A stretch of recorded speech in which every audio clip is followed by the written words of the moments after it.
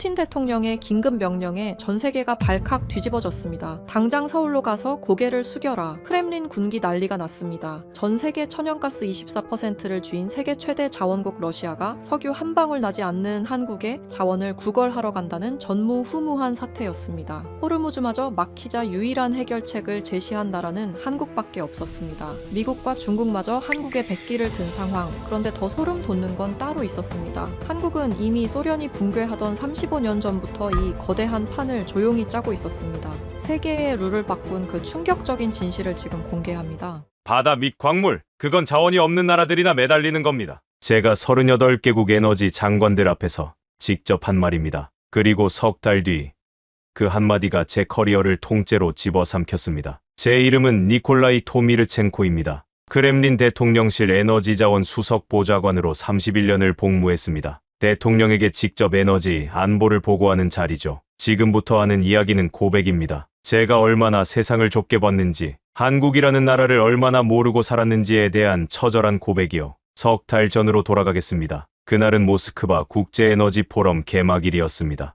세계무역센터 대회의장, 38개국 에너지 장관과 글로벌 석유기업 대표들이 자리를 채웠어요. 무대 뒤편 대기실에서 저는 기조연설 원고를 훑고 있었습니다. 손에 땀이 배긴 했지만 불안해서가 아니었어요. 흥분이었습니다. 무대가 클수록 기분이 좋아지는 사람이 있잖아요. 솔직히 저는 그런 부류였습니다. 그날따라 분위기가 특별했던 이유가 있었어요. 호르무즈 해협이 막혔거든요. 미국과 이란의 무력 충돌이 격화되면서 전 세계 원유 수송의 핵심 통로가 사실상 봉쇄된 겁니다. 국제유가가 하루 만에 30% 치솟았고 유럽 각국 에너지 장관들의 얼굴은 하나같이 파랗게 질려 있었습니다. 하지만 러시아 대표단 쪽은 달랐어요. 우리만 웃고 있었습니다. 왜냐고요? 호르무즈가 막히면 중동 석유가 못 나갑니다. 그러면 세계는 어디를 쳐다보겠습니까? 시베리아입니다. 러시아입니다. 우리 가스관이 유럽으로 직통이니까요. 위기가 곧 기회였습니다. 적어도 그때는 그렇게 보였어요. 무대에 올라섰습니다. 조명이 쏟아졌어요. 정면에 대통령 각하가 앉아 계셨습니다.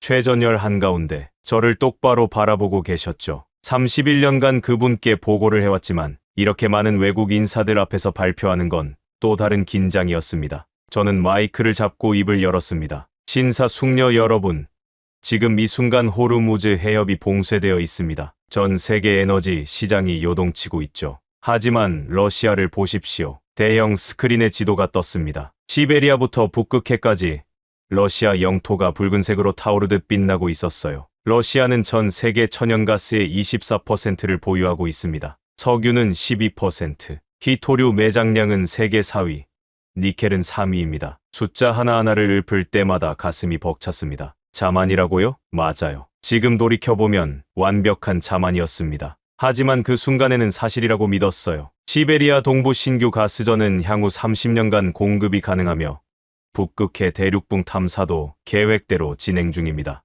호르무즈가 열리든 닫히든 러시아의 에너지 공급은 흔들리지 않습니다. 박수가 터져 나왔습니다. 대통령 각하도 미소를 지으셨어요. 저는 속으로 쾌재를 불렀습니다. 완벽한 무대였어요. 연설이 끝나고 무대 뒤에서 물을 마시고 있는데 비서가 다가왔습니다. 보좌관님, 대통령 각하께서 별도로 잠깐 뵙자고 하십니다. 심장이 살짝 빨라졌어요. 연설이 좋았다는 칭찬일 수도 있고 뭔가 보충 지시일 수도 있겠죠. 저는 넥타이를 고쳐 매고 대통령 각하가 계신 이 라운지로 향했습니다. 각하는 창가에 서 계셨어요. 모스크바 시내가 한눈에 내려다 보이는 자리였습니다. 커피잔을 들고 계셨는데 표정이 평소와 조금 달랐어요. 뭐랄까, 뭔가를 곱씹고 계신 얼굴이었습니다. 토미르첸코, 네, 각하, 연설 잘 들었네. 감사합니다. 한 가지 물어볼 게 있어. 저는 자세를 고쳐 잡았습니다. 준비된 자료는 전부 머릿속에 있었어요. 어떤 질문이든 대답할 수 있다고 확신했습니다.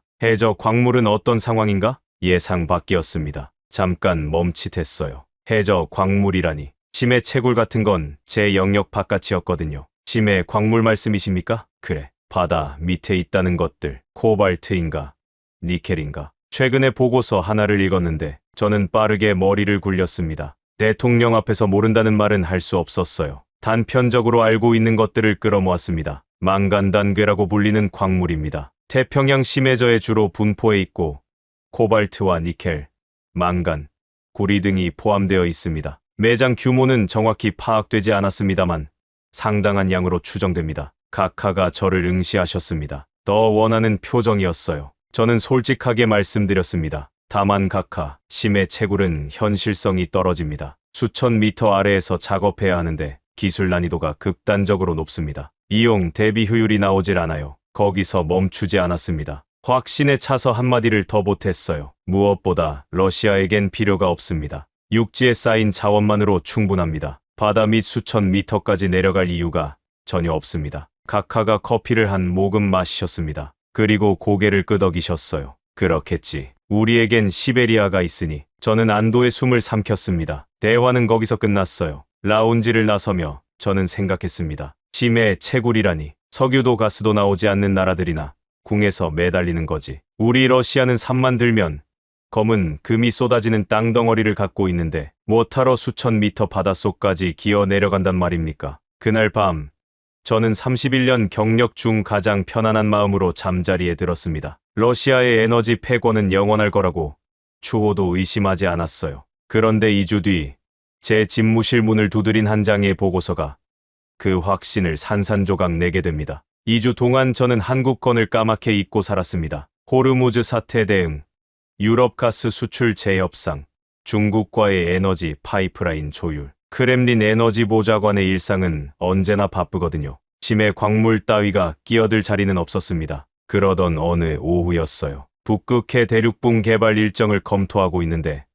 비서가 문을 두드렸습니다. 보좌관님, 정보분석국의 이리나 벨로바가 면담을 요청했습니다. 긴급 건의라고 합니다. 이리나 벨로바, 해군정보국 출신으로 동아시아 해양 분야를 전담하는 분석관이었습니다. 나이는 젊었지만 정보 분석 능력만큼은 정보국 안에서도 손꼽힌다는 평판이 있었어요. 무슨 내용이래? 태평양 해역 관련이라고만 전했습니다. 태평양이라. 우리 관할도 아닌 먼바다. 이야기에 뭐가 긴급하단 건지. 솔직히 귀찮았지만 정보국에서 직접 찾아온다는 건 나름의 근거가 있다는 뜻이기도 했습니다. 들어오라고 해. 잠시 후 이리나가 들어왔습니다. 손에 파란색 표지의 서류 뭉치를 들고 있었어요. 꽤 두꺼웠습니다. 150페이지는 넘어 보였죠. 보좌관님, 보고 드릴 사안이 있습니다. 앉게. 무슨 일인가? 이리나가 자리에 앉으며 그 파란 서류를 테이블 위에 올려놓았습니다. 표지에 한글과 영문이 병기되어 있었어요. 한국해양과학기술원이라는 기관의 직인이 찍혀 있었고 그 옆에 러시아어 번역 스티커가 붙어 있었습니다. 이게 뭔가? 한국해양수산부 산하 연구기관의 내부 프로젝트 보고서입니다. 저희 동아시아 정보망을 통해 확보했습니다. 저는 표지를 들여다봤습니다. 제목이 적혀 있었어요. 심해저 광물자원 상업화 단계 전환 보고서라는 긴 이름이었습니다. 한국이 심해 광물 프로젝트를 진행하고 있다. 그냥 진행하는 수준이 아닙니다. 이리나가 보고서의 첫 페이지를 펼쳤습니다. 빨간 밑줄이 그어진 문장이 하나 있었어요. 저는 그 줄을 읽었습니다. 탐사 개시 이후 35년, 상업적 채굴 단계 진입. 35년이라는 숫자에 눈이 멈췄습니다. 잠깐 계산을 해봤어요. 35년 전이면 1990년대 초반인데 그 시절이면 소련이 해체되던 해입니다. 우리가 혼란의 한복판에서 나라가 갈라지고 있을 때 한국은 바다 밑을 들여다보고 있었다는 건가? 하지만 저는 그 생각을 의식적으로 밀어냈습니다. 흥미롭군. 그래서 구체적으로 뭘 하겠다는 건가? 이리나가 보고서를 몇 장 넘겼습니다. 위성 사진이 끼워져 있었어요. 태평양 한복판,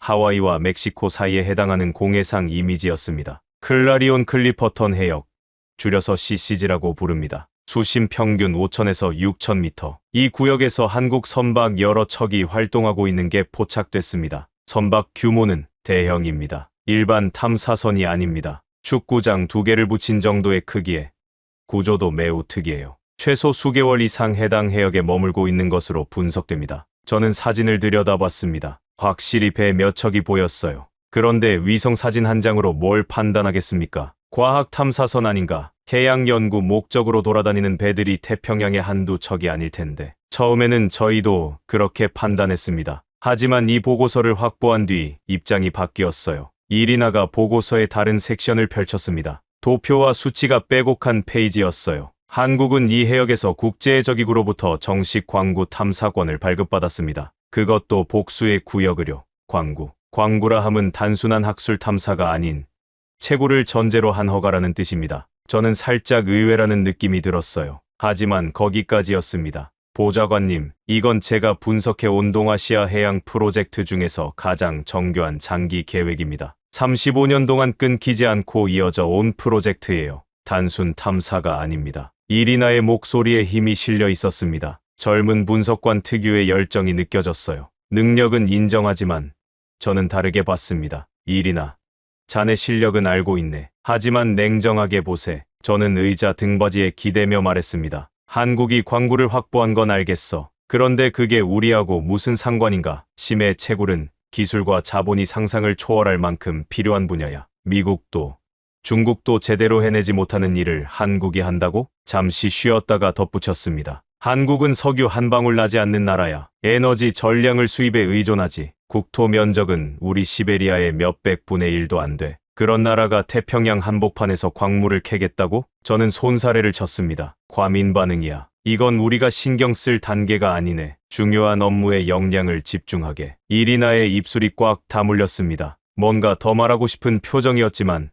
수석 보좌관의 판단을 뒤집을 수는 없었겠죠. 잠시 뒤 그녀가 조심스럽게 물었습니다. 그래도 추적은 계속해도 되겠습니까? 자네가 그렇게 궁금하다면 지켜보게. 다만 대통령 보고에 올릴 수준은 아닌 거 알지? 알겠습니다. 이리나가 파란 보고서를 챙겨서 일어났습니다. 문을 열기 전 돌아서서 한마디를 더 했어요. 보좌관님, 한 가지만 더 말씀드려도 될까요? 뭔가. 이 프로젝트를 시작한 해가 1991년입니다. 1991년, 소련 해체의 해. 저는 그 숫자를 머릿속에서 한 번 더 굴렸습니다. 하지만 이내 고개를 저었어요. 알겠네. 수고했어. 문이 닫혔습니다. 저는 창밖을 바라봤습니다. 모스크바의 하늘은 낯빛이었어요. 한국이라. 삼성 반도체와 K-팝 말고는 딱히 떠오르는 게 없는 나라. 자원 분야에서 한국은 제 머릿속 지도에 존재하지도 않았습니다. 35년이라는 숫자가 잠깐 뇌리를 스쳤습니다. 하지만 저는 이내 북극해 보고서로 눈을 돌렸어요. 그게 진짜 중요한 일이니까요. 그날 밤에도 편하게 잠들었습니다. 한국 거는 이미 잊었어요. 3주가 흘렀습니다. 이리나가 다시 제 사무실 문을 두드렸을 때 그녀의 얼굴을 보는 순간 저는 직감했습니다. 이번에는 무시할 수 없겠구나. 이리나의 얼굴이 3주 전과 완전히 달랐습니다. 창백하다 못해 핏기가 없었어요. 양손에 들린 서류 뭉치가 가늘게 흔들리고 있었습니다. 그녀가 첫 마디를 꺼내기도 전에 저는 뭔가 단단히 잘못됐다는 걸 알아차렸어요. 보좌관님, 앉아 계신 게 좋겠습니다. 무슨 일인가? 3주간 추적 분석을 마쳤습니다. 이건 제가 구두로 설명할 수 있는 수준이 아닙니다. 이리나가 서류를 테이블 위에 올려놓았습니다. 일반 보고서 분량이 아니었어요. 위성 사진, 기술 분석서, 국제해적기구 공식 문서, 한국 정부 발표 자료를 조차 검증한 결과물이었습니다. 저는 30분만 시간을 달라는 그녀의 말에 고개를 끄덕였습니다. 그리고 30분 뒤 저는 크렘린 지하 상황실에 긴급 워룸을 소집하고 있었습니다. 밤 9시. 상황실에 5명이 모였습니다. 이리나 벨로바 정보분석관, 파벨 모로조프 해양과학연구소장, 알렉세이 주코프 북극개발공사 부사장, 보리스 페트렌코 대중국 외교 담당관, 그리고 저. 대형 스크린에는 태평양 지도가 떠 있었고 하와이와 멕시코 사이에 공해상이 확대되어 있었습니다. 지금부터 한국의 심해저 프로젝트에 대한 상세 분석 결과를 브리핑하겠습니다. 이리나가 리모컨을 들었습니다. 첫 번째 슬라이드가 떴어요. 거대한 선박의 사진이었습니다. 20층 건물을 눕혀놓은 듯한 크기.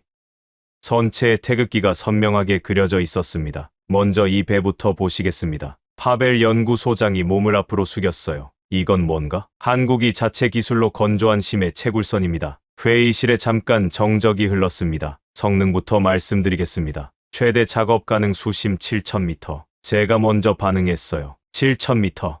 그리고 1일 채굴 가능량 3,500톤. 알렉세이가 끼어들었습니다. 잠깐.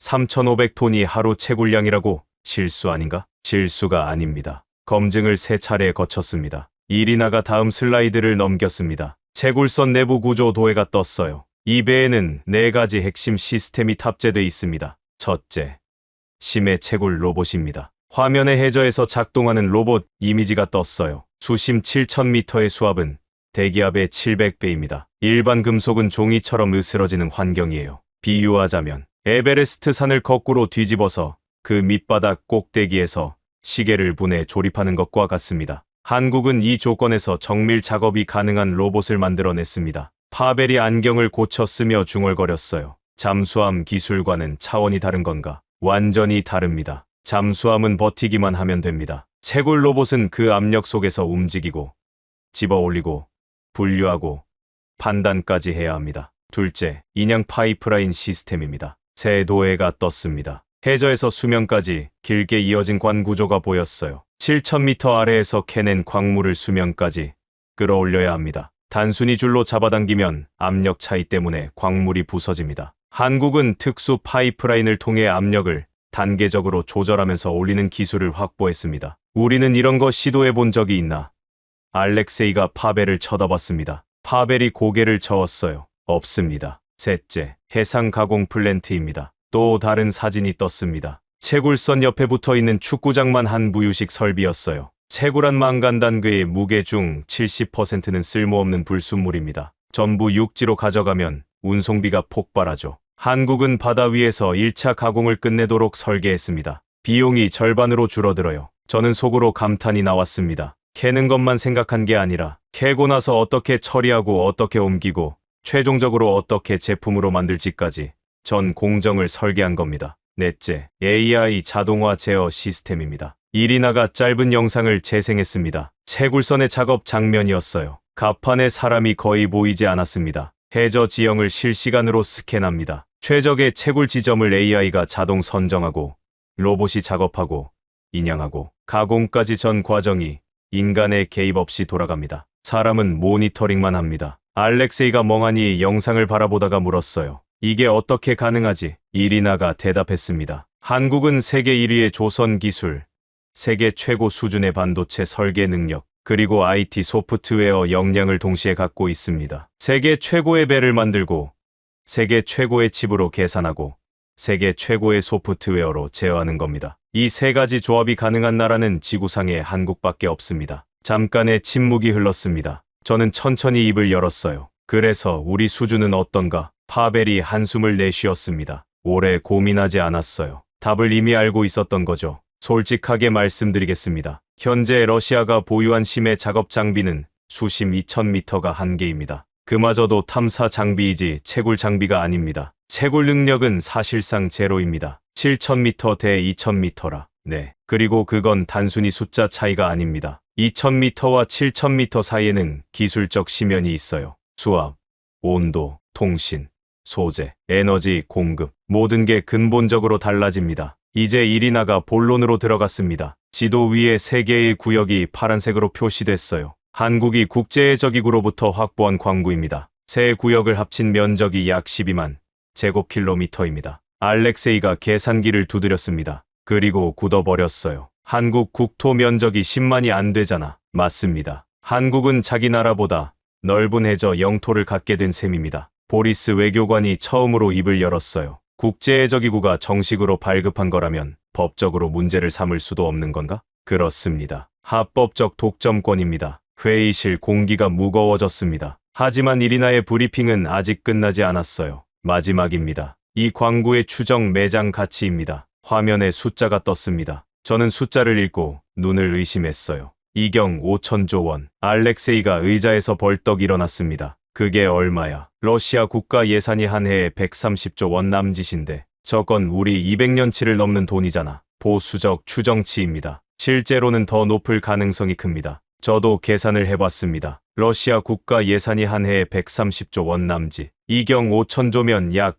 200년치. 손끝이 차가워지는 느낌이었어요. 이게 전부 한국 거라는 말인가? 국제해저기구의 정식 허가를 받은 구역입니다. 독점적 탐사 및 채굴 권리가 한국에 있습니다. 알렉세이가 주먹으로 테이블을 한번 내리쳤어요.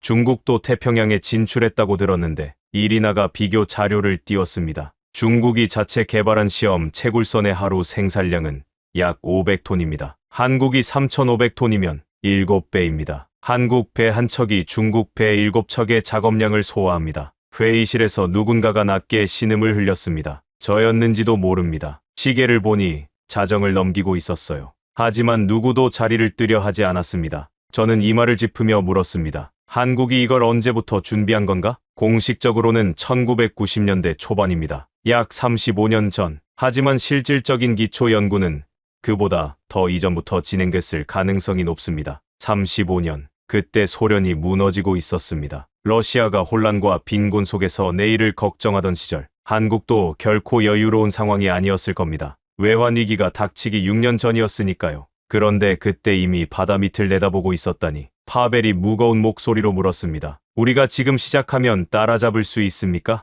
이리나가 파벨을 바라봤습니다. 파벨이 대답해야 할 질문이었죠. 연구소장이 한참을 침묵하다가 입을 열었어요. 최소 15년은 걸립니다. 아니, 솔직히 장담할 수 없습니다. 한국이 멈춰서 기다려준다면 15년이고 그 사이에도 저쪽은 계속 앞으로 나갈 테니까요. 격차가 줄어들지 않을 수도 있습니다. 회의실의 불빛만이 5사람의 얼굴을 비추고 있었습니다. 저는 자리에서 일어나 창 쪽으로 걸어갔어요. 상황실 작은 창으로 크렘린의 붉은 벽이 보였습니다. 새벽빛에 희미하게 물들어 있었어요. 31년간 이 벽 안에서 러시아의 에너지 패권을 지켜왔습니다. 이 벽은 언제나 단단해 보였어요. 그런데 그날 밤, 그 벽이 처음으로 작아 보였습니다. 파벨, 네, 방법이 아예 없는 건 아니겠지. 뭐라도 해볼 수 있는 게 있을 텐데. 파벨이 잠시 생각하더니 대답했습니다. 한 가지 있긴 합니다. 직접 부딪혀보는 겁니다. 바렌츠에 시험 광구가 있습니다. 규모는 작지만 비슷한 조건이에요.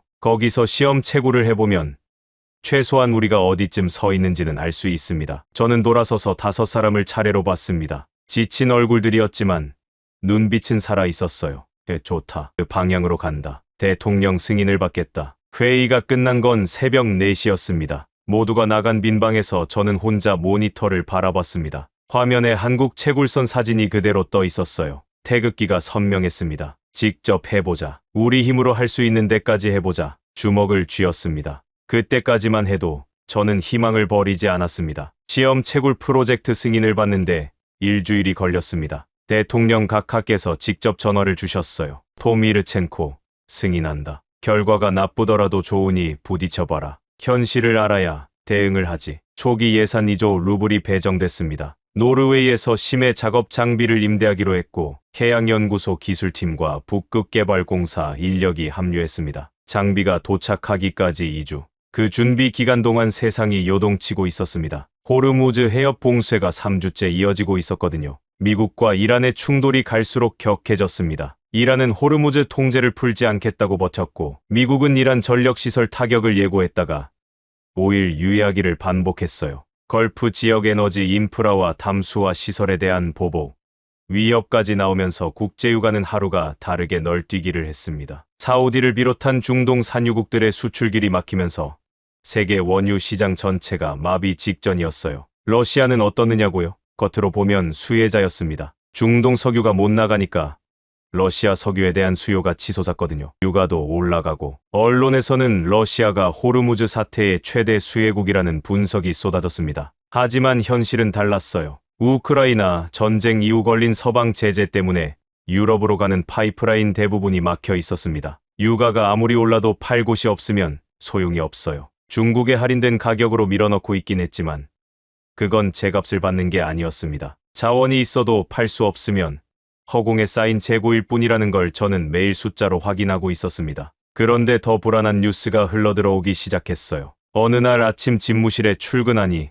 모니터에 속보 헤드라인이 떠 있었습니다. 국제 코발트 가격이 사상 최고치를 돌파했다는 뉴스였어요. 전날 대비 18% 폭등, 니켈도 12% 올랐고 망간도 9% 상승했습니다. 이유가 뭔지 기사를 읽어봤습니다. 두 가지였어요. 첫째, 이 반도체 수요 폭발. 전 세계 빅테크 기업들이 이 데이터 센터를 미친 듯이 짓고 있었거든요. 거기에 들어가는 반도체를 만들려면 코발트와 니켈이 대량으로 필요합니다. 둘째, 전기차 배터리. 테슬라, 현대, BMW 할 것 없이 전기차 생산을 늘리고 있는데 배터리 핵심 소재가 바로 코발트입니다. 수요는 폭증하는데 공급은 콩고 광산에 집중되어 있으니 가격이 치솟을 수밖에 없었어요. 저는 모니터를 바라보며 이상한 기분이 들었습니다. 코발트, 니켈, 망간. 이건 바로 한국이 확보한 광구에 묻혀 있는 것들이었어요. 계산을 다시 해봤습니다. 3주 전 이리나가 보고한 매장 가치가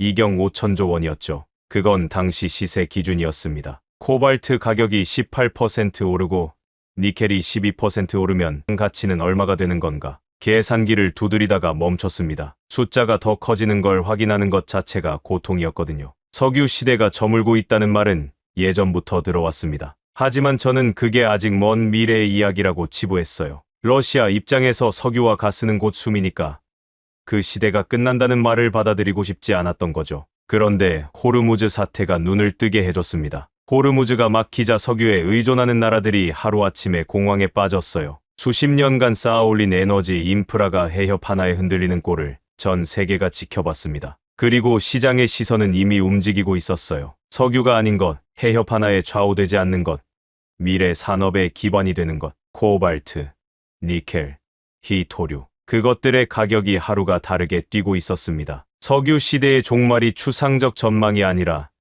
눈앞에 현실이 되고 있었어요. 그리고 그 현실 한가운데 한국이 서 있었습니다. 35년 전부터 이 순간을 대비한 나라가 저는 창밖을 봤습니다. 모스크바에 봄비가 내리고 있었어요. 거리를 걷는 사람들은 우산을 쓰고 평소처럼 출근하고 있었습니다. 아무도 몰랐어요. 바다 밑 7,000m에서 세계의 판이 바뀌고 있다는 걸. 일주일 뒤 노르웨이에서 빌린 장비가 무르만스크 항구에 도착했습니다. 화물을 풀면서 저는 사진 한 장을 떠올렸어요. 한국 채굴선 사진. 20층 건물 높이의 축구장 2개를 합친 크기. 선체에 태극기가 빛나던 그 배. 우리가 빌린 장비를 옆에 놓는다면 장난감처럼 보였을 겁니다. 크기만의 문제가 아니에요. 설계 사상 자체가 달랐습니다. 한국의 배는 캐고, 올리고, 가공하고, 판단하는 전 과정이 하나로 통합된 시스템이었어요. 우리가 가진 건 남의 나라에서 빌려온 부분 장비들의 조합이었습니다. 그래도 가야 했습니다. 직접 부딪혀봐야 했어요.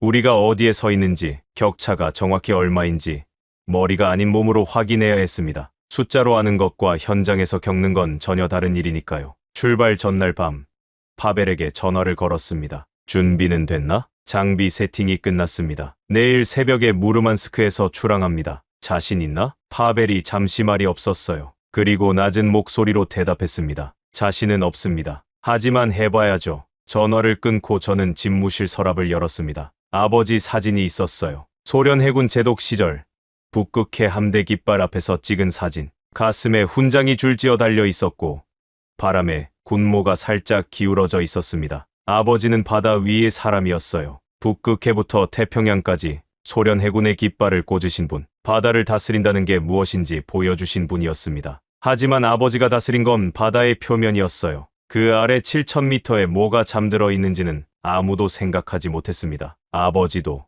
저도, 러시아 전체가. 사진을 서랍에 다시 넣고 불을 껐습니다. 내일이면 바렌츠해로 향합니다. 얼음이 떠다니는 북극의 바다. 그곳에서 우리가 해볼 수 있는 최선을 시험하게 됩니다. 성공할 수 있을까? 솔직히 반반이라고 생각했습니다. 아니, 조금 더 솔직하게 말하면 불안이 더 컸어요. 하지만 앉아서 숫자만 들여다보는 것보다는 나았습니다. 적어도 현실을 마주하는 거니까요. 그런데 바렌츠해가 가르쳐준 현실은 제가 상상한 것보다 훨씬 가혹했습니다. 무르만스크 항구에서 출항한 지원선을 타고 바렌츠해까지 이틀이 걸렸습니다. 얼음 조각이 둥둥 떠다니는 회색빛 바다 한가운데 우리 시험 시추선이 외롭게 떠 있었어요. 주변에는 아무것도 없었습니다. 수평선과 안개, 그리고 북극 바람뿐이었죠. 보좌관님, 환영합니다. 현장 책임자인 로만 체르노프가 저를 맞았습니다. 기름때가 묻은 작업복 차림이었어요. 상황은 어떤가? 장비 설치가 완료됐습니다. 노르웨이에서 가져온 심해 작업 장비, 수심 3,000m까지 대응 가능합니다. 내일 새벽 첫 시도를 합니다. 저는 갑판을 둘러봤습니다. 빌려온 장비들이 늘어서 있었어요. 3주 전 워룸에서 봤던 한국 채굴선 사진이 겹쳐졌습니다. 20층 높이의 축구장 2개 크기의 배. 지금 제 발밑의 시추선과는 비교 자체가 무례할 만큼 차원이 달랐어요. 이 장비들로 될까?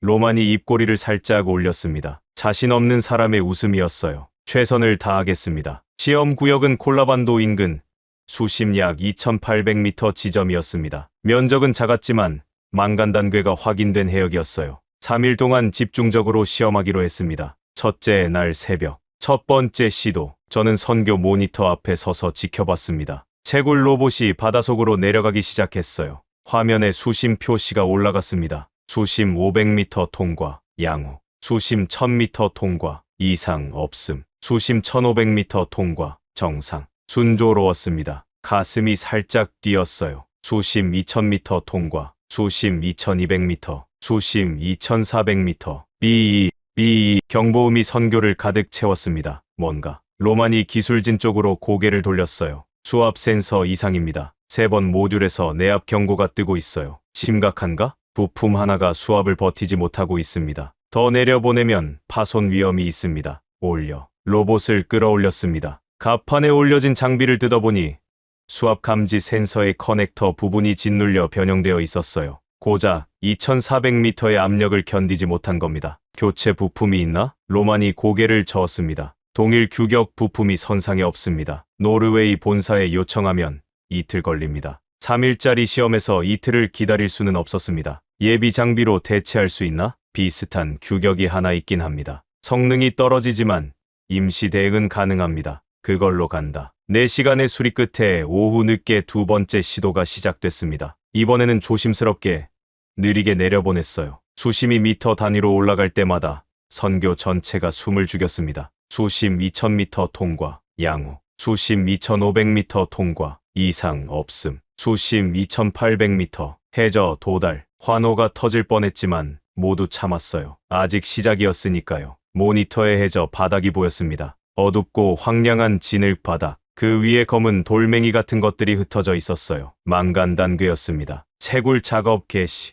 로봇의 집게팔이 움직이기 시작했습니다. 검은 돌덩이를 하나 집어 올렸어요. 그리고 컨테이너에 넣었습니다. 또 하나. 첫 번째 광물 확보. 이번에는 환호를 참을 수 없었습니다. 박수가 터져 나왔어요. 저도 모르게 주먹을 불끈 쥐었습니다. 30분 동안 로봇이 작업했습니다. 컨테이너에 광물이 쌓여갔어요. 그리고 인양 단계로 넘어갔습니다. 인양 개시. 컨테이너를 올리겠습니다. 케이블에 매달린 컨테이너가 천천히 올라오기 시작했어요. 수심 2500m, 양호. 수심 2000m. 정상. 수심 1500m. 거의 다 왔습니다. 그런데 갑자기 로봇과의 통신이 끊겼습니다. 통신 두절. 로봇 신호 소실. 로만이 소리쳤어요. 원인이 뭐야? 심해 통신 릴레이가 끊어진 것 같습니다. 수심 1700m 부근에서 신호가 사라졌어요. 컨테이너는 이미 올라오고 있었기 때문에 큰 문제는 아니었습니다. 하지만 로봇 쪽은 상황이 달랐어요. 통신이 끊기면서 로봇이 비상정지 모드에 들어갔고 해저에 그대로 멈춰 선 겁니다. 로봇은 회수할 수 있나? 통신이 복구돼야 명령을 내릴 수 있습니다. 지금은 불가능합니다. 결국 로봇은 바닷속에 남겨두고 컨테이너만 건져 올렸습니다. 확보한 광물은 약 200톤. 하루를 꼬박 써서 얻은 결과치고는 참담한 숫자였어요. 저녁에 비상회의를 했습니다. 로만이 로봇 통신 두절 원인을 설명했어요. 심해 통신 기술이 부족합니다. 우리 장비는 수심 2000m 이상에서 안정적인 통신을 유지할 수 없어요. 이건 장비를 바꾼다고 해결되는 문제가 아닙니다. 근본적으로 기술이 없는 겁니다. 한국이 해결한 4가지 핵심 기술 중 하나가 통신이었죠. 이리나가 워룸에서 설명한 내용이 떠올랐습니다. AI가 실시간으로 해저를 스캔하고 로봇에 명령을 내리고 데이터를 수면까지 올리는 시스템. 그게 가능하려면 7000m 깊이에서도 끊기지 않는 통신이 전제돼야 했어요. 우리는 2800m에서 끊겼습니다. 밤새 수리를 했습니다. 예비 통신 장비를 투입하고 로봇 퇴수를 시도했어요. 다행히 로봇은 살아 있었습니다. 둘째 날, 세 번째 시도. 이번에는 처음부터 신중하게 갔습니다. 느리게, 조심스럽게 모든 단계를 수동으로 점검하면서 해저, 도착, 채굴 개시, 40분간 작업. 컨테이너의 광물 적재 완료. 이번에는 통신도 유지됐어요. 모든 게 순조로웠습니다. 인양 시작. 수심 2500m 통과, 수심 2000m 통과, 수심 1500m 통과, 수심 1000m. 거의 다 왔습니다. 선교에서 안도의 한숨이 새어나왔어요. 저도 어깨에서 힘을 빼기 시작했습니다. 수심 800m, 수심 600m. 쿵, 둔탁한 충격과 함께 선체 전체가 흔들렸습니다. 모니터가 깜빡거렸어요. 뭐야? 인양 케이블 과부하 경고. 케이블 장력이 한계를 초과했습니다. 멈춰. 지금 당장 멈춰. 네. 뚝. 소리가 들렸어요. 아니, 소리라기보다 진동에 가까웠습니다. 배 전체가 한번 출렁거렸고 모니터의 하중 표시가 순식간에 0으로 떨어졌습니다. 케이블이 파단됐습니다. 로만의 목소리가 갈라졌어요. 컨테이너는 로만이 입술을 깨물었습니다. 수심 600m 지점에서 추락했습니다. 해저로 하루 종일 매달렸던 작업이었습니다. 거의 수면 가까이까지 올라왔었어요. 손끝에 닿을 만큼 가까웠는데 케이블 하나가 무게와 수압을 감당하지 못하고 끊어진 겁니다. 광물도 컨테이너도 모두 차가운 바닷속으로 가라앉았습니다. 저는 아무 말도 할 수 없었어요. 선교 창밖으로 북극의 잿빛 하늘이 보였습니다. 바람이 거세져서 파도가 높아지고 있었어요. 배가 출렁거릴 때마다 발밑이 불안했습니다. 한국은 이걸 7,000m에서 합니다. 우리는 2,800m에서 실패했어요. 거의 성공했다고 생각한 순간에 무너졌습니다. 셋째 날, 마지막 날이었습니다. 남은 장비와 인력을 총동원해서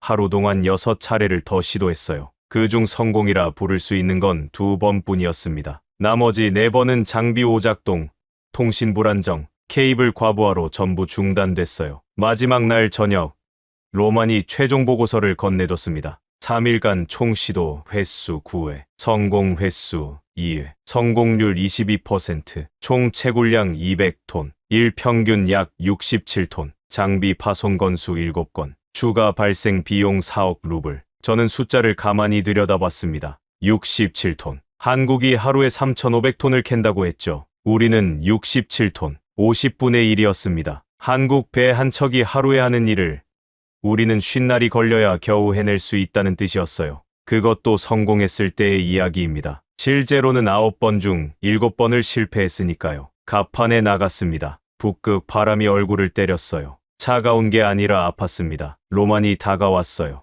보좌관님, 죄송합니다. 최선을 다했지만 결과가. 저는 그의 어깨를 두드렸습니다. 자네 잘못이 아니야. 자네 팀은 할 수 있는 모든 걸 했어. 이건 기술의 문제야. 개인의 노력으로 메울 수 있는 격차가 아니었어. 로만이 고개를 숙였습니다. 모스크바로 돌아가는 군용기 안에서 저는 창밖을 내려다봤습니다. 끝없이 펼쳐진 북극 빙하가 보였어요. 순백의 얼음 아래에 자원이 잠들어 있다고들 합니다. 석유도 있고 가스도 있고 광물도 있겠죠. 하지만 꺼낼 수 없으면 없는 거나 다름없었어요. 한국은 35년을 투자했습니다. 수없이 실패하고 분석하고 다시 설계하고 또 실패하고 그 과정을 수천 번 반복해서 지금의 기술을 쌓은 겁니다. 우리는 3일 만에 따라잡으려 했어요. 불가능한 일이었습니다. 비행기에서 내리기 직전 파벨에게 전화했습니다. 파벨, 솔직하게 물을게. 지금 시작하면 한국을 따라잡을 수 있나? 긴 침묵이 흘렀어요. 파벨의 숨소리만 들렸습니다. 최소 20년입니다. 하지만 한국도 멈춰 있지 않습니다. 우리가 쫓아가는 동안 그들은 더 앞으로 나갈 겁니다. 솔직히 답을 드릴 수가 없습니다. 전화를 끊었습니다. 모스크바 공항에 내려서 차를 타고 크렘린으로 향했어요. 차 창밖으로 모스크바의 저녁 풍경이 스쳐 지나갔습니다. 네온 사인, 자동차 헤드라이트, 카페에서 새어나오는 따뜻한 불빛, 평소와 다를 것 없는 도시였습니다. 그런데 3일 뒤 보리스가 가져온 외교 전문 한 장이 저를 완전히 무너뜨렸습니다. 바렌츠의 실패가 시작에 불과했다는 걸 깨달은 건 바로 그 순간이었어요. 바렌츠에서 돌아온 지 3일째 되던 아침이었습니다. 집무실에서 시험 채굴 실패 보고서를 정리하고 있는데 보리스 페트렌코가 문을 열고 들어왔어요. 노크도 없이. 보리스는 예의 바른 외교관이라 그런 적이 한 번도 없었거든요. 그것만으로 심상치 않다는 걸 알 수 있었습니다. 손에 외교 전문 한 장이 들려 있었어요. 얼굴이 붉은 것이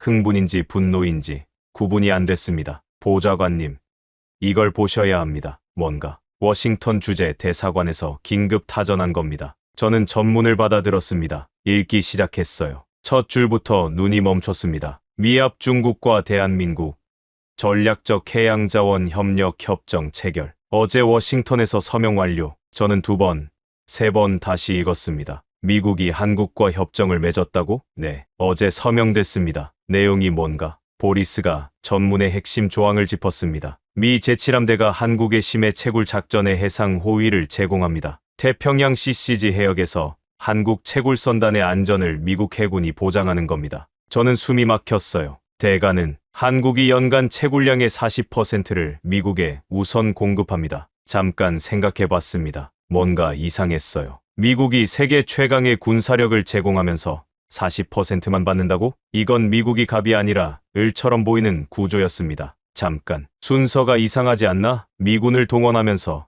겨우 40%.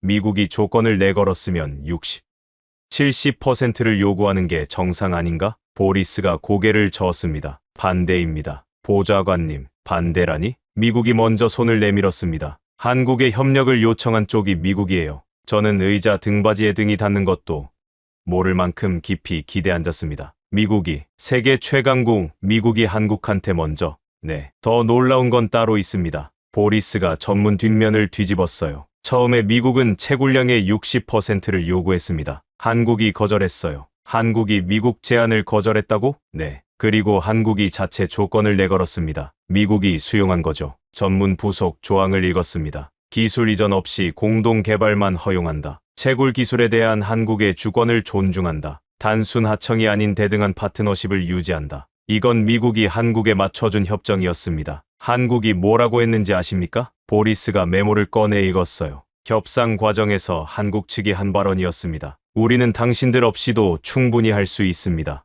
협력은 하겠지만 조건은 우리가 정합니다. 가슴이 서늘해졌습니다. 한국이 미국한테 이런 말을 했다고, 그리고 미국이 받아들였다고. 미국은 왜 이걸 받아들인 거지? 자체 기술을 개발하면 되잖아. 확인해봤습니다. 미국도 심해 채굴 기술이 없습니다. 자체 개발에 최소 5년 이상이 걸린다는 내부 평가가 있었고, 이 산업에 필요한 코발트와 니켈 확보가 급했던 겁니다. 5년을 기다릴 여유가 없었어요. 저는 전문을 테이블 위에 내려놓았습니다. 손이 미세하게 떨리고 있었어요. 보리스, 중국은 어떤 상황이야? 보리스가 다른 서류를 꺼냈습니다. 그게 미국 건보다 먼저 파악된 정보입니다. 중국은 이미 한국과 비공식 접촉을 해왔습니다. 중국 해양국 고위급이 한국 해양수산부와 수개월째 협상 중이에요. 중국도 CCG의 광부를 갖고 있고 자체 채굴선도 만들었습니다. 하지만 아시다시피 하루 500톤이 한계입니다. 한국의 7분의 1이에요. 기술적으로 벽에 부딪힌 상태라 한국 쪽에 협력을 타진한 겁니다. 협상이 잘 되고 있나? 난항입니다. 한국이 내건 조건이 있거든요. 뭔데? 기술 이전은 불가. 공동 개발만 허용. 그리고 채굴량의 60%는 한국이 가져간다. 저는 피식 웃음이 나왔습니다. 쓴 웃음이었어요. 60%라. 인구 14억 중국이 인구 5천만 한국한테 이런 조건을 받고 있다는 거잖아. 사실상 한국이 갑입니다. 기술을 쥔 쪽이 조건을 정하는 거죠. 일본도 한국과 접촉 중입니다. 다만 한국 측 반응이 냉담한 것으로 파악됩니다. 이유는 물어보지 않았어요. 짐작이 갔으니까요. 유럽은 아직 시작도 못하고 있습니다. 환경 규제 논쟁이 끝나지 않았고 프랑스와 독일이 주도권 다툼 중이에요. 실질적인 진전은 제로입니다. 저는 자리에서 일어나 창가로 걸어갔습니다. 이리나를 불렀어요. 10분 뒤 이리나가 도착했습니다. 저는 전체 상황을 정리해달라고 했어요. 이리나가 회의실 화이트보드 앞에 섰습니다. 마커를 들고 적기 시작했어요. 미국, 한국과 협정 체결 완료. 한국 조건 수용. 중국, 한국과 협상 중. 난항, 일본, 한국의 협력 타진. 한국 측, 유럽, 내부 논쟁. 진전 없음. 러시아, 자체 시험 채굴 실패. 5줄이었습니다. 화이트보드에 적힌 5줄이 세계의 판도를 보여주고 있었어요. 모든 화살표가 한 곳을 향하고 있었습니다. 서울, 미국도, 중국도, 일본도 전부 한국을 필요로 하고 있었습니다. 그리고 한국은 그 한가운데에서 흔들림 없이 자기 조건을 내걸고 있었어요. 이리나가 마커를 내려놓으며 말했습니다. 현재 지구상에서 심해 채굴 기술을 보유한 나라는 한 곳뿐입니다. 그 한마디가 회의실을 짓눌렀어요. 보리스가 조심스럽게 물었습니다. 보좌관님, 저희는 어떻게 해야 합니까? 저는 대답하지 못했습니다. 한참을 창밖만 바라봤어요. 크렘린의 붉은 벽이 오후 햇살에 비치고 있었습니다. 언제 봐도 웅장한 벽이었는데 그날은 달랐어요. 저 벽 안에서 31년을 보냈습니다. 러시아의 에너지 패권이 영원할 거라고 믿으면서요. 하지만 그 패권은 바다 밑 7,000m에서 조용히 뒤집히고 있었습니다. 이리나, 대통령 보고 자료를 준비해야겠다. 이리나의 눈이 커졌어요. 어떤 내용으로요? 저는 말하기가 어려웠습니다. 목구멍에서 멈추는 것 같았어요. 하지만 피할 수 없었습니다. 진실을 보고해야지. 우리가 얼마나 뒤처져 있는지. 그리고 잠깐 멈췄습니다. 그리고 한국과 협력하는 것 외에 방법이 없다는 걸. 이리나가 놀란 표정을 지었습니다. 러시아가 한국의 협력을 요청한다는 말씀이십니까? 미국도 했어. 중국도 하고 있고 우리만 자존심 붙들고 있다가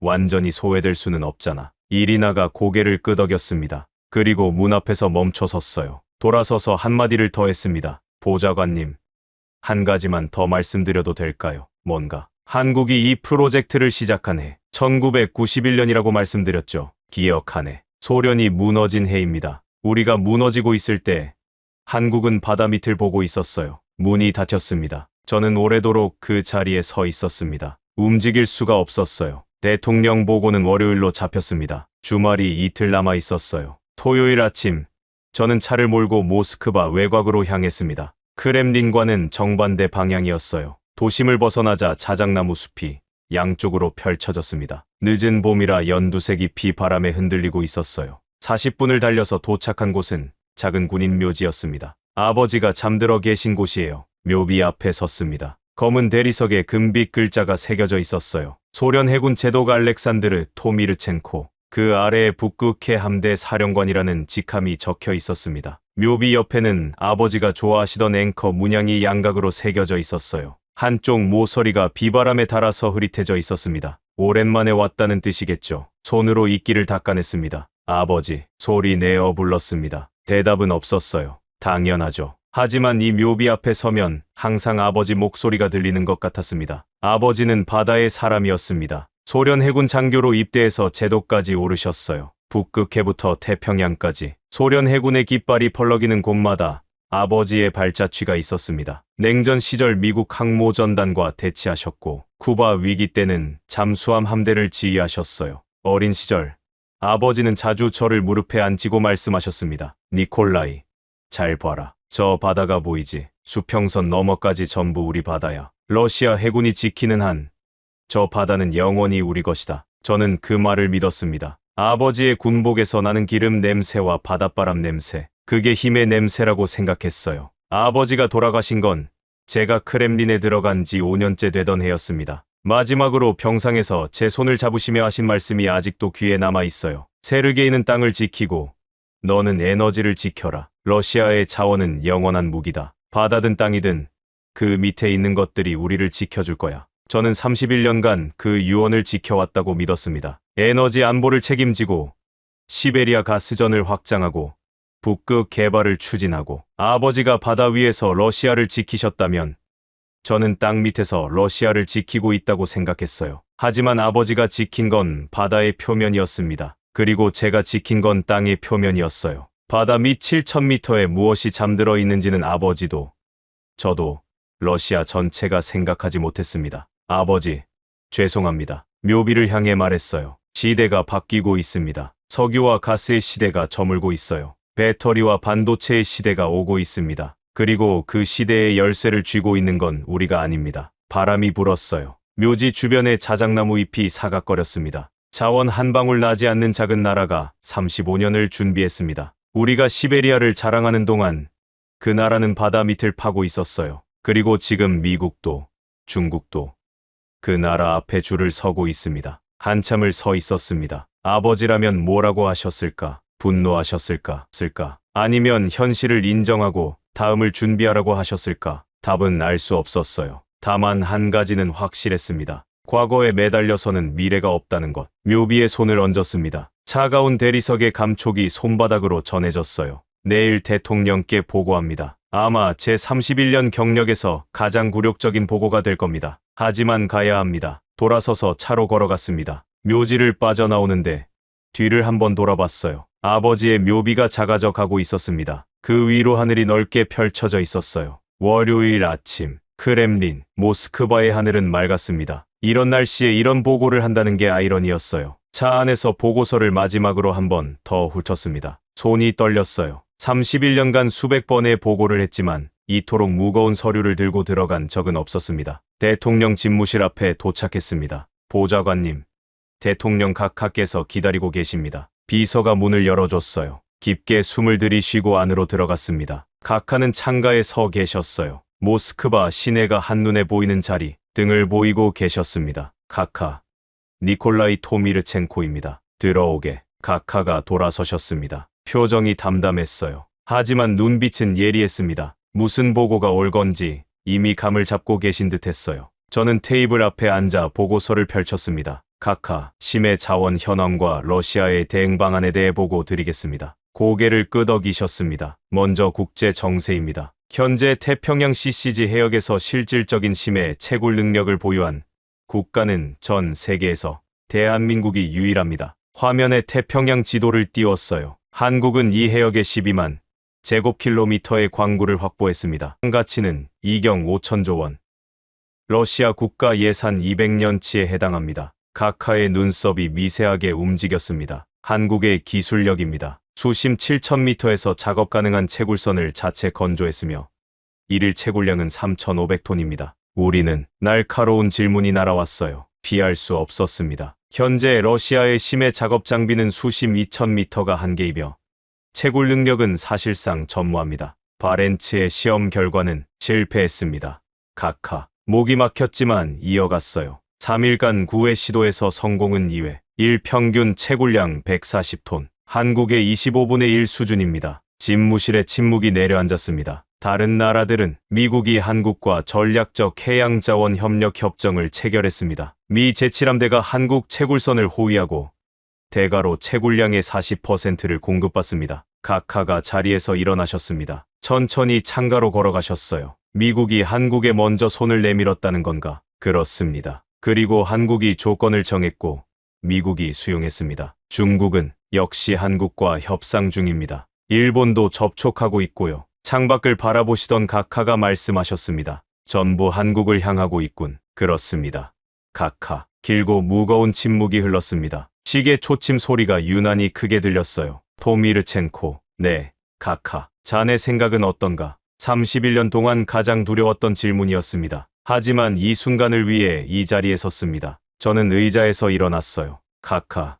솔직히 말씀드리겠습니다. 목소리가 떨렸습니다. 우리가 30년 넘게 자원대국이라는 자부심에 젖어 있는 동안 한국은 바다 밑을 준비하고 있었습니다. 우리는 시베리아와 북극만 바라봤고 미래가 어디에 있는지 보지 못했습니다. 각하가 천천히 돌아서셨습니다. 저를 정면으로 바라보셨어요. 지금 우리가 할 수 있는 건 말이 나오지 않았어요. 목구멍에서 멈췄습니다. 말해보게. 각하의 목소리가 낮았습니다. 눈을 감았습니다. 그리고 내뱉었어요. 한국의 협력을 요청하는 것뿐입니다. 5초, 10초, 30초, 1분. 영원 같은 침묵이었습니다. 각하가 천천히 책상으로 돌아와 앉으셨어요. 자네 아버지가 해군 제독이었지. 네, 각하. 알고 계셨습니까? 내가 해군 소위 시절 아버지 밑에서 복무했어. 알렉산드르 제독님. 바다의 사나이셨지. 가슴이 찌릿했습니다. 제독님이 항상 하시던 말씀이 있었어. 러시아 해군이 지키는 한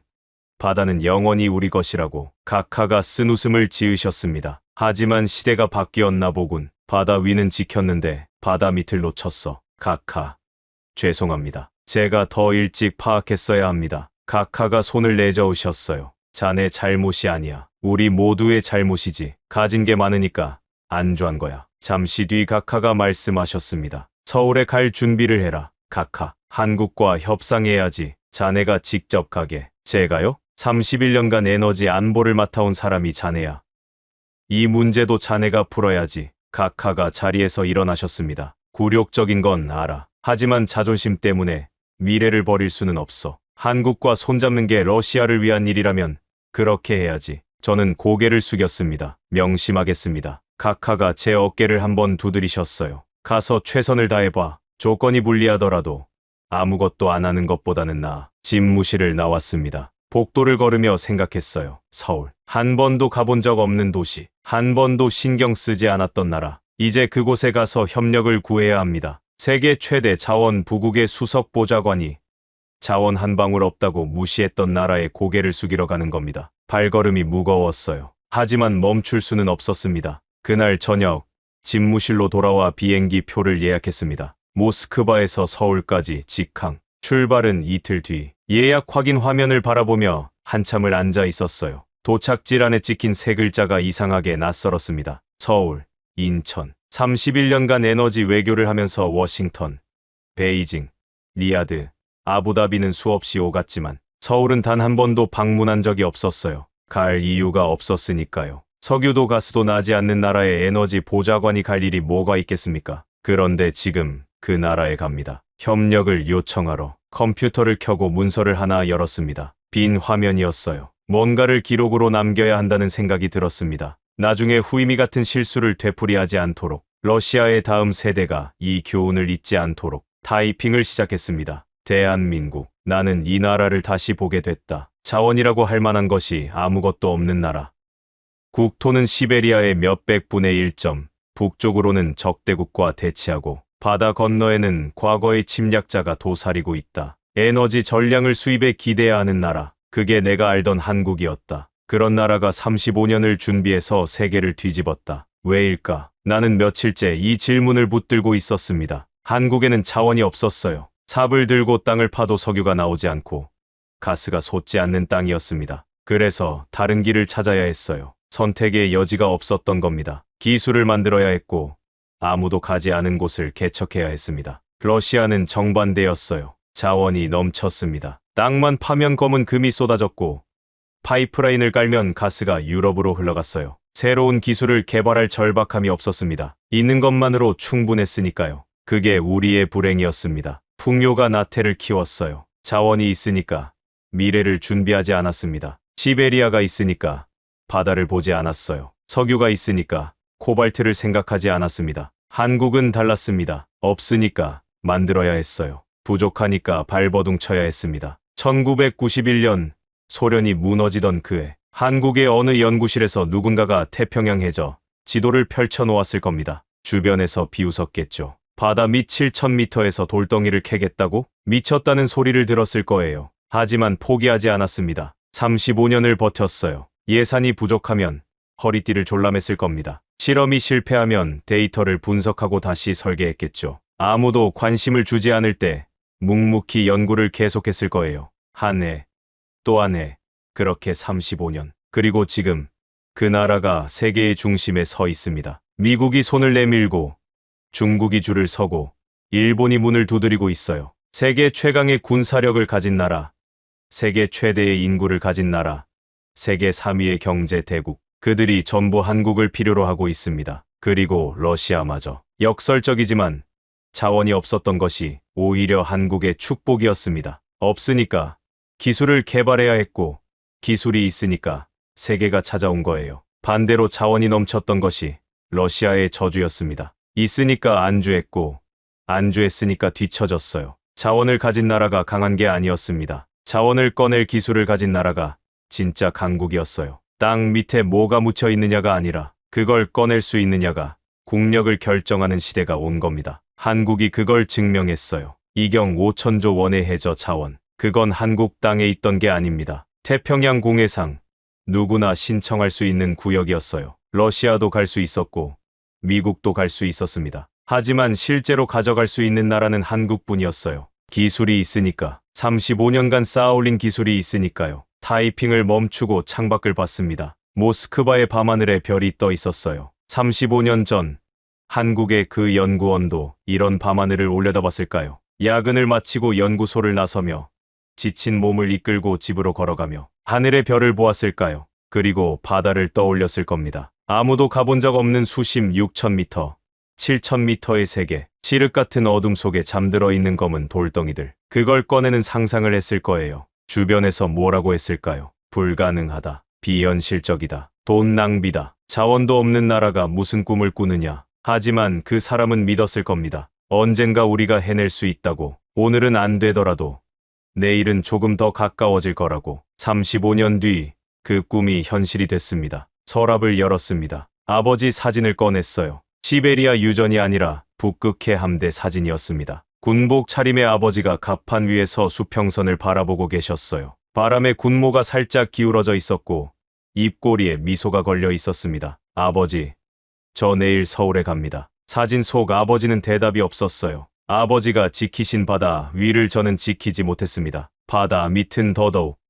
하지만 이제라도 시작하려고 합니다. 늦었다는 건 알아요. 그래도 가야 합니다. 사진을 서랍에 다시 넣었습니다. 컴퓨터 화면으로 돌아가 마지막 문장을 적었어요. 부족함이 도전을 낳고, 도전이 기술을 낳고, 기술이 세계를 바꾼다. 한국이 가르쳐준 교훈이다. 준비하는 자만이 미래를 갖는다. 저장 버튼을 누르고 컴퓨터를 껐습니다. 다음 날 새벽, 모스크바 세레메티에보 공항. 체크인을 마치고 탑승 게이트 앞에 앉았습니다. 창밖으로 활주로가 보였어요. 비행기들이 줄지어 이륙하고 있었습니다. 워싱턴행, 베이징행, 두바이행, 익숙한 목적지들, 탑승 안내 방송이 울렸습니다. 서울 인천행, 자리에서 일어났어요. 줄을 서서 기다리다가 문득 뒤를 돌아봤습니다. 공항 창밖으로 모스크바의 아침 하늘이 보였어요. 크렘린의 첨탑이 아득히 멀리 안개 속에 작게 빛나고 있었습니다. 31년간 저를 지탱해온 모든 확신이 저 첨탑 안에 있었어요. 러시아는 자원 대국이다. 우리 땅 밑에 모든 게 있다. 바다 위는 우리가 다스린다.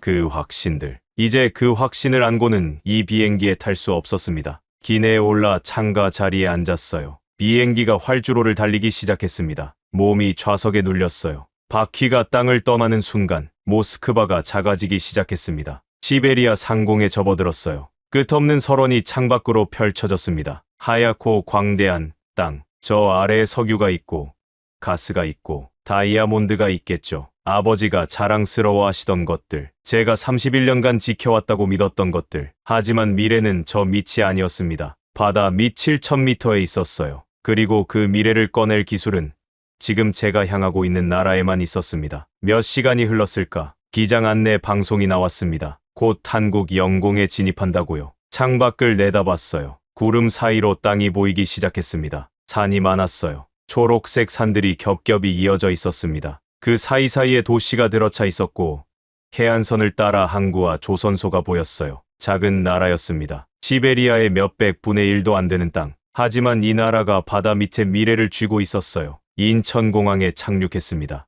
비행기 문이 열리자 습한 공기가 밀려왔어요. 바다 냄새가 섞여 있었습니다. 아버지가 복무하시던 바닷바람과는 다른 따뜻하고 부드러운 바다 냄새. 터미널로 향하는 통로를 걸었습니다. 창밖에 비가 내리고 있었어요. 가늘고 조용한 빗줄기. 공항 건물 밖으로 나왔을 때 우산을 꺼내려다가 멈췄습니다. 그냥 맞기로 했어요. 차가운 빗줄기가 이마를 타고 흘러내렸습니다. 양복, 어깨가 젖어갔어요. 하지만 피하고 싶지 않았습니다. 이 비를 맞으면서 생각했어요. 35년 전, 이 나라의 어느 연구원도 이런 비를 맞았겠죠. 연구비가 줄어들어 좌절하던 날, 실험이 또 실패한 밤, 아무도 알아주지 않는 일을 계속해야 하는 외로움, 그래도 포기하지 않았던 사람들, 그 사람들 덕분에 지금 미국이 손을 내밀고 중국이 줄을 서고 러시아의 수석 보좌관이 서울공항에 서 있는 겁니다. 택시를 타고 도심으로 향했습니다. 빗속에 서울이 창밖으로 스쳐 지나갔어요. 높은 빌딩,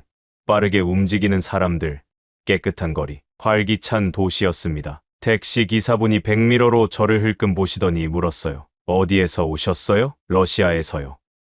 아, 러시아. 멀리서 오셨네. 관광이세요? 저는 쓴 웃음이 나왔습니다. 아니요. 일 때문에요. 무슨 일이세요? 한참을 망설이다가 대답했어요. 배울 게 있어서 왔습니다. 지금까지 크렘린 에너지자원 수석보좌관이 털어놓은 이야기 어떠셨습니까?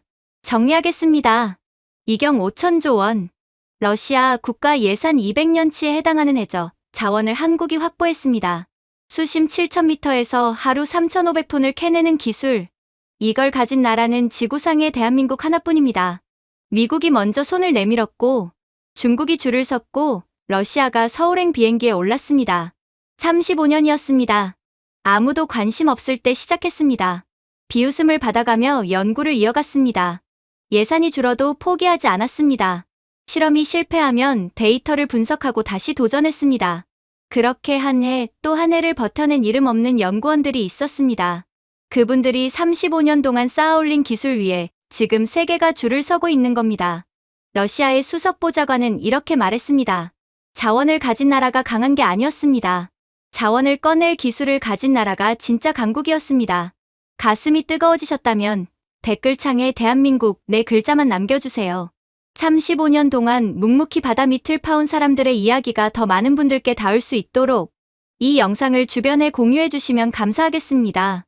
조용한 준비가 세상을 바꿉니다. 그걸 증명한 나라가 우리 대한민국입니다. 구독과 좋아요도 부탁드립니다.